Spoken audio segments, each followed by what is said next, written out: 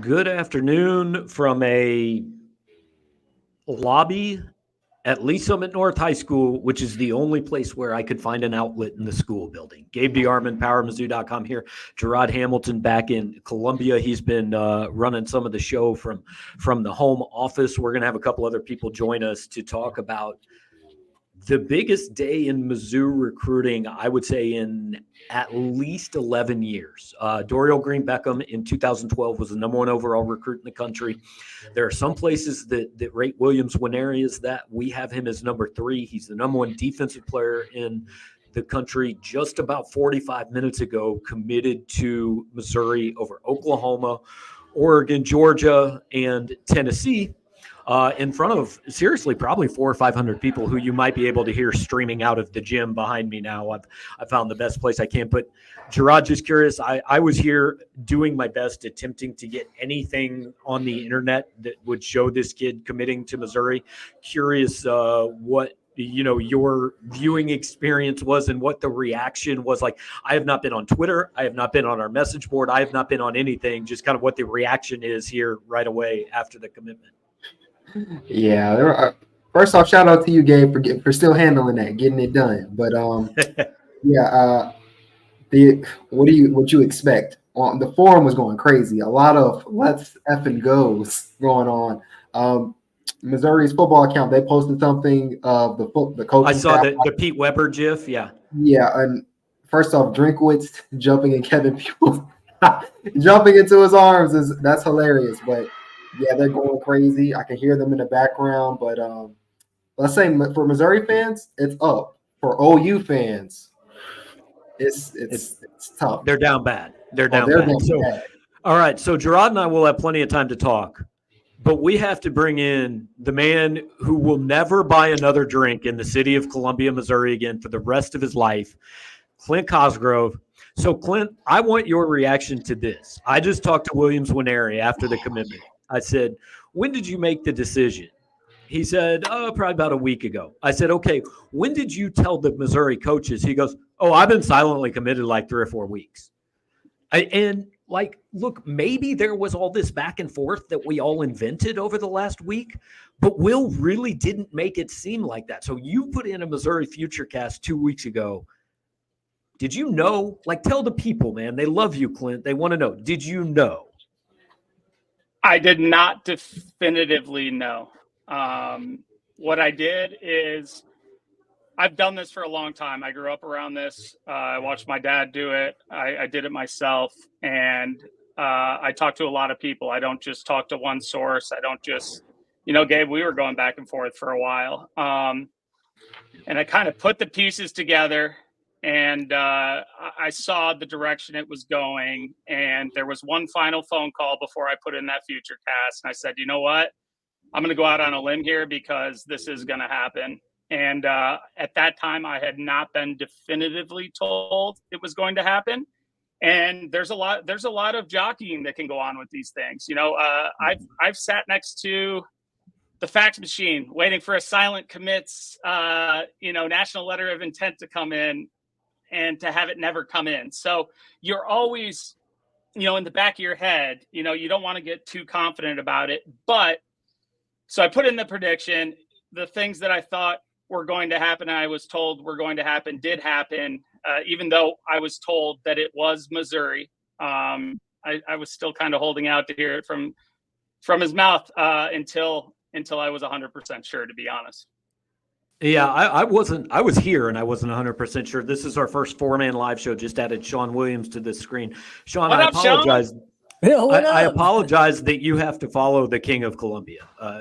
Clint Cosgrove is the most popular man in Mizzou Nation.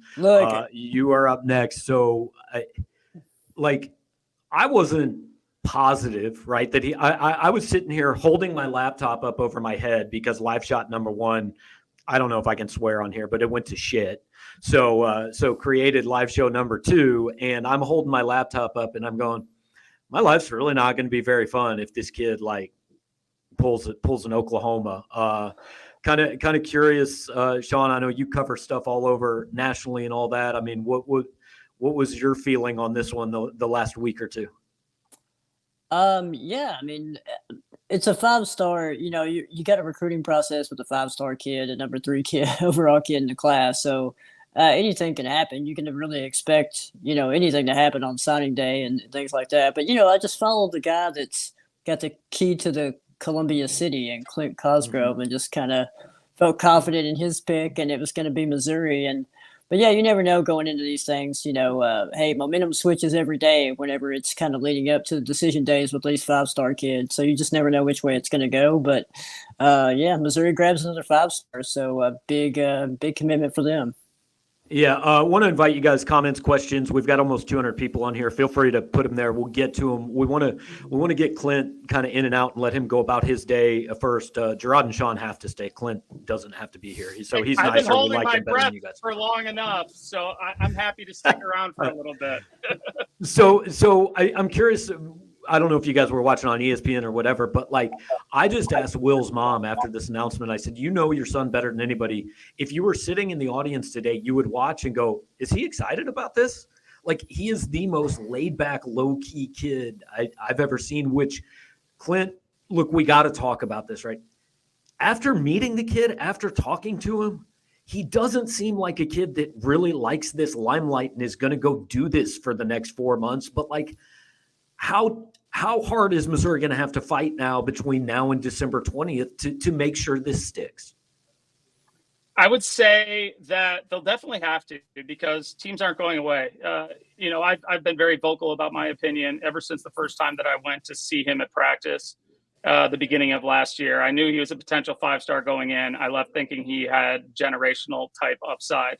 When I left, and he's probably outdone what I thought. So when you have a player like that at a position of so much value, there's no stopping other schools from trying to come in. Now, had he committed to Georgia or Oklahoma, I think the chances of him flipping would be a lot higher. Not that he couldn't flip from Missouri, but with the state's NIL laws, I think it's going to be hard to flip him because, if I'm a Missouri kid and I'm looking at the writing of the law that was intended to help the in-state schools, it's going to be hard to turn down some of the things that come with that. So yeah, I think you got to hold your breath. But I honestly think he feels comfortable at Missouri. Everyone's saying, oh, it's the biggest bag and all that. Well, that's fine. You can't blame a kid for taking money.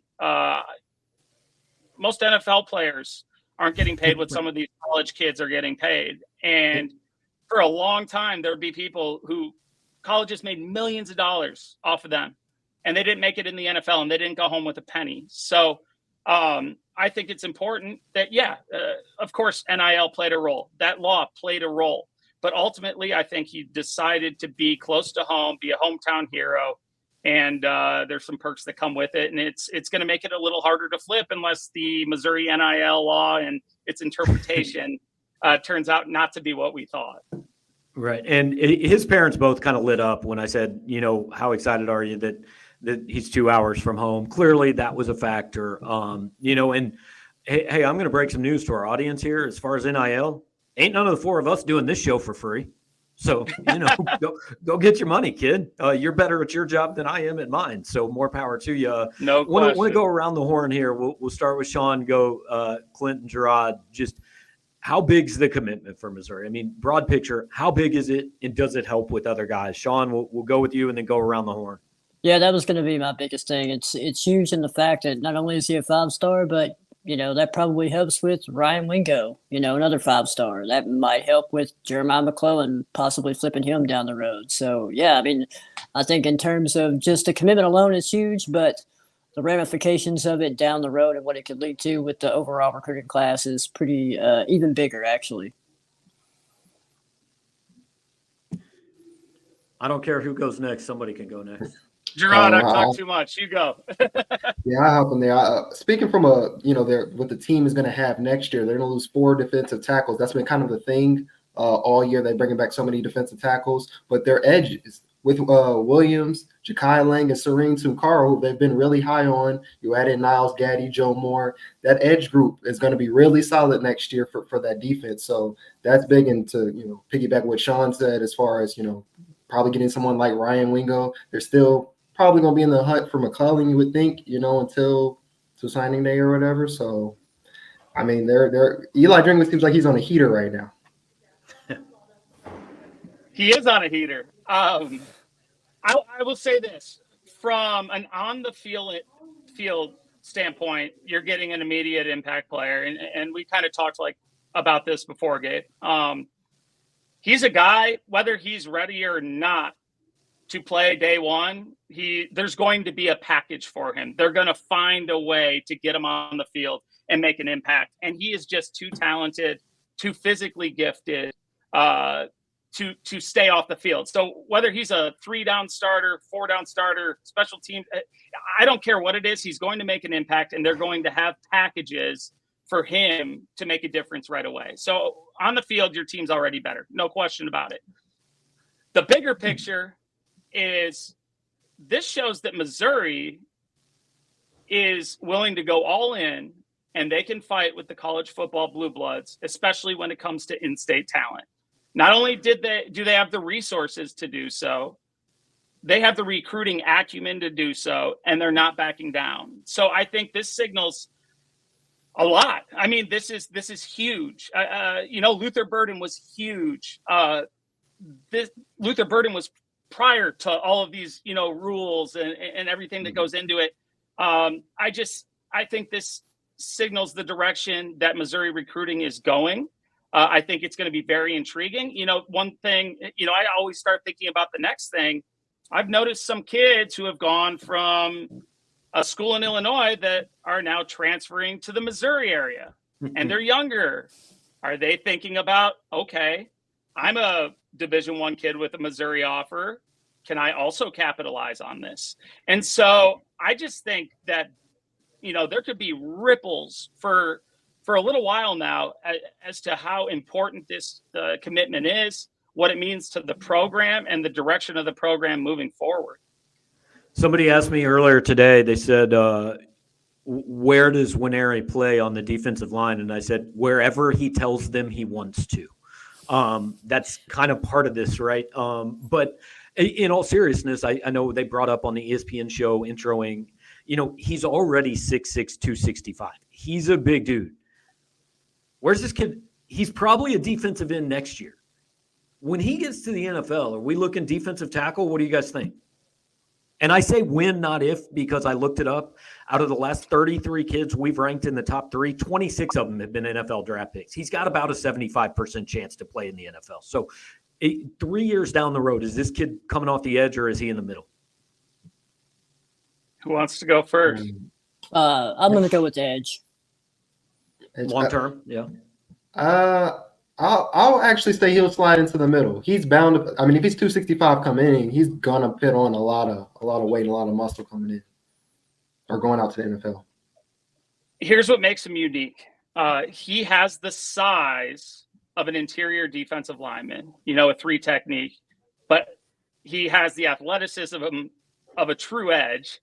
He's athletic enough to play coverage if he wanted to. He could carry a tight end down the seam. Don't put that past him. He is that athletic. And then, so I think the one thing you really look at is the versatility. He can really play anywhere across the line, and he could be as big as you want. Do you want him 300 something pounds? Do you want an interior pass rush? Do you want somebody who's disruptive and knocks the line of scrimmage back? He can do that. Do you want a guy who's going to line up in a wide 9 and win with speed, or maybe speed to power? He can do that. So long term, it's whatever he wants to do, how big he wants to get, how good he wants to be. Somebody's going to find a perfect fit for him. There are no limits to where he can play along the defensive front. You just love his ability to rush the passer from the outside, but he can do it from the inside. And he's also going to be extremely disruptive against the run game.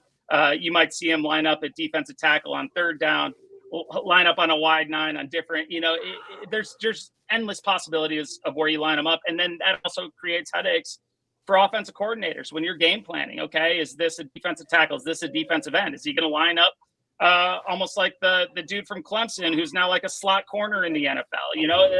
There's really nothing that that he can't do, and that's what I love so much about him. And I think that's what makes him special. He can do it all. I want to say Williams Nwaneri and I have almost nothing in common, but I also too can get as big as you want me to get. So just let me know. So can I. I'm gonna hit up some Jack Stack after this podcast, and I write an article. So we've got that. So Clint, we got one more for you, and then we're gonna let you go. Look, some of us did this 3 weeks ago. Some of us did this before we did the Williams Nwaneri choice. But Zach wants to know when your Wingo Futurecast to Missouri goes in. When he responds to my text. I texted him earlier today, and I didn't hear anything back. He has the December decision date. I knew that Williams was likely going to commit earlier, so I put that in after I said I had that last phone call. I want to talk with Wingo a little more. I don't think it's a done deal. I think the Texas and Texas A&M, they're going to make a run. A lot of people say Tennessee, but I don't think Tennessee is truly a part of this. I think it's really a Texas-Missouri battle. I think if I had to project, and I did an article last week, I did say if I had to make a prediction, I would say Missouri. I'm not going to put in the Futurecast yet. I'm gonna let this one ride out for a minute before I get a little more intel. Get your flowers. I wasn't just throwing crap against the wall, and I got dragged through the mud. Like, oh, this guy's trying to get attention and all this. No, I talked to a lot of people before I did that, and I'm going to do the same with Wingo. Do I feel confident about him ending up at Missouri? Yes, but I may have to wait on the Futurecast for now, unless I find out he's committing sooner. Right. All right, Clint, we're going to let you go, man. I appreciate you taking some time with us. I'm going to keep the other guys around for a little bit and chat about this, but we have talked more in the last 2 weeks than we talked in the previous 2 years, so I'm going to give you a little break. Hey, I feel like your family now, Gabe. It's been fun, man. All right. Clint Cosgrove, appreciate him jumping in with us. Sean, Jarod, and I are going to stick around. So I want you guys, I was telling Jarod, Sean, before you jumped on, I have not been on the message board. I have not been on Twitter. I've seen no reaction since this announcement. Oh, but you're missing out, man. You're missing out. I know. Come on. So here's my question. On a scale from 1 to whatever number you want to put it, Jarod's only been here right about a year, right? You're right about 1 year. I'm going to assume I'm going to assume you have never seen happier Missouri fans than you've seen in the last hour. Correct. Is that right? Yeah. Yeah.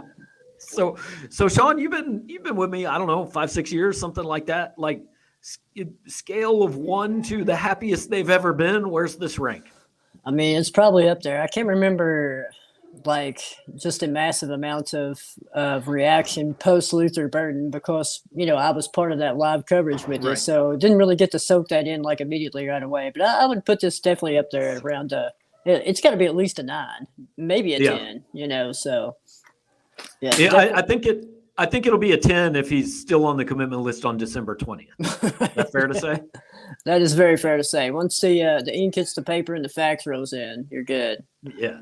And we will get to some of your guys' questions and comments here in a minute. One thing I wanted to mention, and I mentioned this on my I hesitate to even call what I did a live stream. I don't know, on my running commentary, carrying my laptop around the bleachers.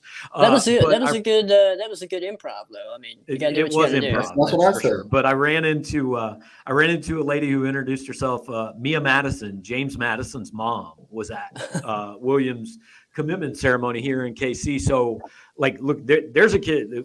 James is back in Florida, but that family they're gonna be fan favorites, no question. His mom is, and I didn't get a chance to catch up with her afterwards, but his mom speaking is here. Speaking of James Madison, I don't know if you saw this, Gabe, and Jarod, you commented on it in the thread, but he tweeted out a graphic that had Secretary of Defense, and it's a picture of him and Williams Nwaneri in Mizzou gear. So he's already on the recruiting trail and already had that graphic really ready to go whenever he announced his decision. So. Yeah, good deal. Missouri's social media game has been strong, no question about it. So I just want to run through just a few of the comments and questions, and we're not going to stay on here all night. Like literally, I'm wondering if at some point they are going to lock me in Lee Summit North High School. I don't know. Still have an article to write. I don't really know what the hell's going on here. I'm in the entryway to like the band room or something. But Benson's asked if I've seen Parker's thread regarding the commitment. Look, I'm only putting this up for one reason. I've done this for 20 years. I get that Missouri fans are going to drag Parker. I get it. That's fine. That's part of the game. Oklahoma fans would have done the same to me and Clint. That's part of it. You're not going to get us to do it. We've all look. A month ago, everybody told me they were quitting my website, and I was an idiot because I said John Bowl was coming to Missouri. It happens, guys. In this business, you talk to people, you decide whether to believe them or not. I decided to believe the people that were telling me Nwaneri was coming to Missouri. I was right. At some point, we'll hit one that's wrong. So everybody can have their fun. That's cool. We're not gonna be a part of that. Who was the last Mizzou defensive end to make an impact as a true freshman? I don't know. Sean, can you think of anybody they've signed in the last few years? I mean, Mekhi Wingo did as a tackle. Yeah, I was gonna say, I'm thinking of tackles. I'm thinking of Beckner had a pretty good freshman year, but he was a tackle. So not off the top of my head. Yeah, it's a tough position to do it at, but the thing this kid has is he has the size. And like, look, guys, let's not beat around the issue here. You don't give a guy the kind of NIL deal that Williams Nwaneri is going to get and not play him. He is in the rotation day one he sets foot on campus. I'm not saying he's handed a starting job, but he is playing next year. Yeah, you got to think of it like, you had a prime example of that 5-star stats with Luther Burden last year. I think some people had like maybe unfair expectations of Burden, but he ended up being like the top receiving true freshman in college football last year. So it's not like he's going to break on the scene. And, I think people were expecting him to have like 1,000 yards, receiving, stuff like that. I mean, I think with Nwaneri, you're going to have, spot, like I said, he's going to play a lot of snaps. He's probably not necessarily going to be a starter to start out in his true freshman year. I mean, that's just a harder position to get on the field for, to be a starter for. But he'll see the field a lot, though. Yeah. We got somebody asking what other coaches were key in the recruitment. Kevin Peoples, was mentioned by Jamar Mosey and Jarod. I think I've only talked to Peoples once. Can you have you talked to him much? Can you tell the fans much about kind of what kind of guy he is at all? Coach Peoples, he just seems relaxed. He's never too high or too low when I've talked to him. It just seems like, this is the mission. Here's what we're gonna do. But when I seen that video that the football team just announced, everybody in there had a little bit more flavor and personality than they probably showed us during any media availability. But this recruiting staff, especially defensively, I feel like they're really getting after it. They've been getting after it lately. Mm-hmm. Yeah, and look, Blake. I think the next big thing for this team is going to be keeping Blake Baker around, right? I think. Like if Tulane opens up, I think there are jobs that guy can be a head coach. So he's done a nice job, and obviously adding Nwaneri. So kind of, the weird thing in recruiting, obviously, Jarod, you and I aren't going to see this kid on a field. Well, actually, that's not true. Jarod, you're going to see this kid on a field in about 11 days. You're going to head up to Liberty North and cover his season opener. So be interesting to see if you're the number 3 kid in the country. No offense to Liberty North, I expect you to dominate Liberty North. I need to see 9 sacks. No, let me not do too much. But yeah, I'll head up there.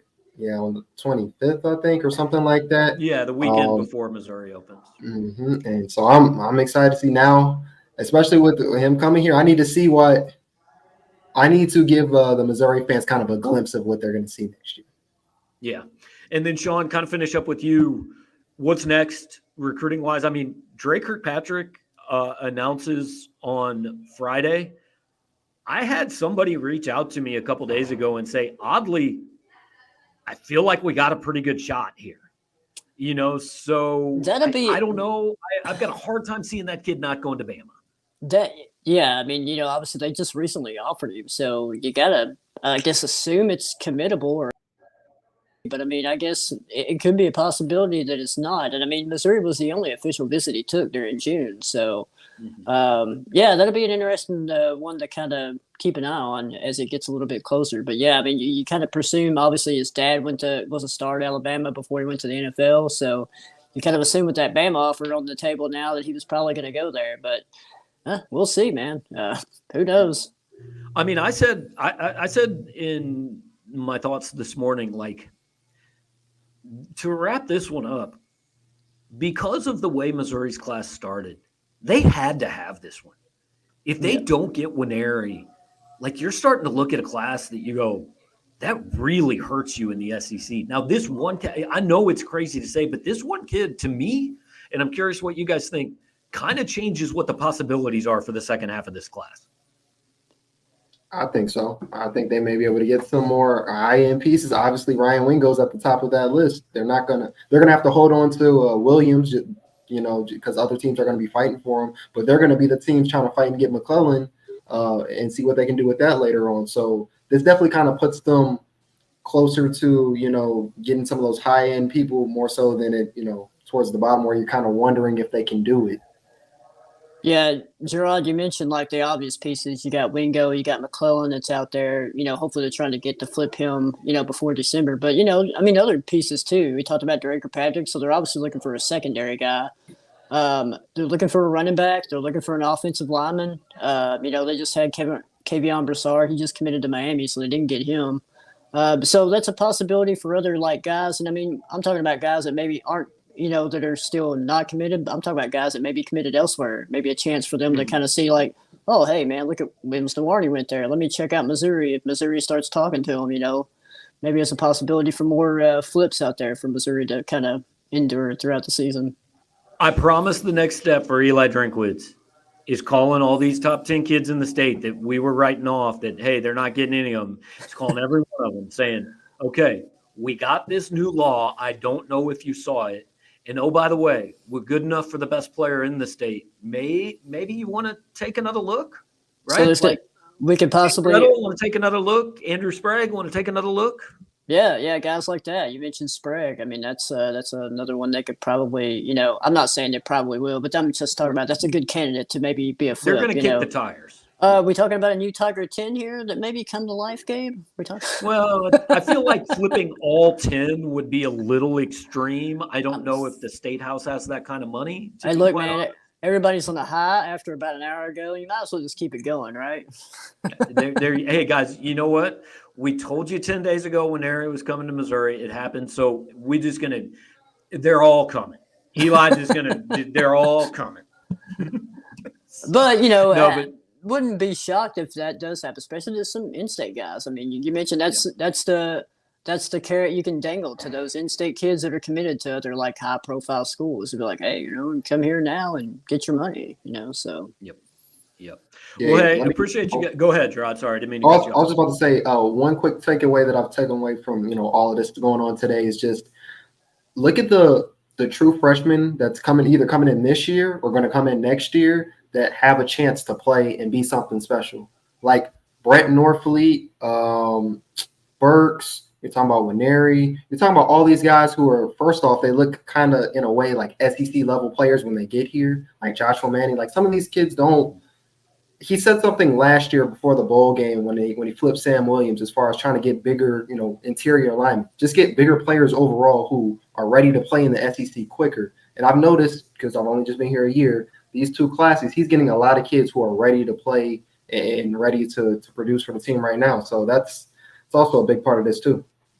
Yeah, no question. Well, appreciate you guys holding things down in Columbia. All you guys, we had 250, 300 people on here. Appreciate you jumping on here with us, kind of reacting to this live. If you watch the YouTube stream, hit the like button, subscribe to the channel. That way you get notifications when we go live. So in case something breaks and we just have to go live out of the blue, you're going to know we go live. By the way, we did have 3,000 people on there, so that was something else. And if you listen on the podcast, which I'll put together after this, leave a nice comment, leave a good review, all that. So I am going to write a quick story here with some of Williams' comments, talk to both his parents, talk to Jamar Mosley. So we'll give you a little insight into that. Sean, tomorrow morning, we'll kind of have a little breakdown of what this means to the class. I think we talked about that, Sean. I don't know if we didn't. You're finding out right now. Please write that sometime in the next 12 hours. And, which story do you want first, Gabe? Let me know. yeah. Whatever. Just put something on the website by tomorrow morning. We're good with that. So, but seriously, guys, it's been a little hectic. Not the smoothest day ever, but it ended with a happy ending for you guys. So everybody is happy. We look smart. Clint Cosgrove running for mayor of Columbia in 2024. Write him in. Free drinks in Columbia for life for Clint right there. 100%. Cosgrove going to come in town, grab a Billiards burger, and grab a Yingling and run the show in Columbia, Missouri the rest of the way. So appreciate you guys. We will talk to you later. All right.